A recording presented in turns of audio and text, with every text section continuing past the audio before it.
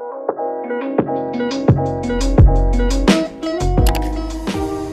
Bunda, pada masa kehamilan setiap bunda pasti akan mengalami banyak perubahan pada fisiknya. Perubahan yang paling terlihat adalah pada perut yang semakin membesar. Namun ada juga bunda yang perutnya tetap terlihat kecil meski kehamilannya sudah menginjak usia 4 bulan ke atas. Jika seperti itu, bunda mungkin khawatir apakah bayi dalam kandungan bertumbuh normal dan sehat. Tidak jarang, orang-orang di sekitar bunda juga akan mempertanyakan perut bunda yang tetap terlihat kecil. Nah, agar hal ini tidak menambah beban pikiran bunda, Dr. Suskan, spesialis dan konsultan obstetri dan ginekologi RSCM punya penjelasan terkait hal ini. Ibu hamil ternyata dilihat kecil-kecil aja kehamilannya, tapi bayinya begitu lahir 3 kilo keluarnya.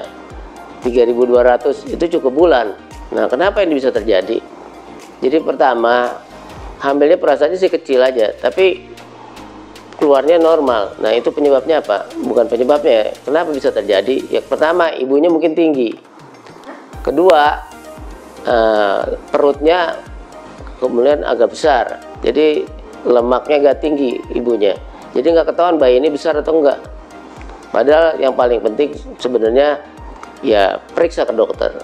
Dengan diperiksa ke dokter, dokter bisa melakukan pemeriksaan dengan tangannya, melihat ukuran bayi dengan tangan, kemudian ada ukur tinggi fundusnya. Nah, terakhir bantuan USG. Jadi dengan USG kita bisa membuat serial bayi beratnya itu berapa.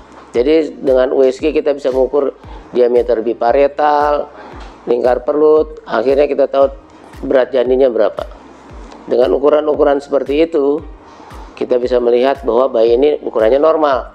Jadi yang paling penting pada ibu-ibu semua kalau ragu atau pertanyaan ini bayi cukup bulan atau enggak, beratnya udah cukup atau belum, ya ke dokter.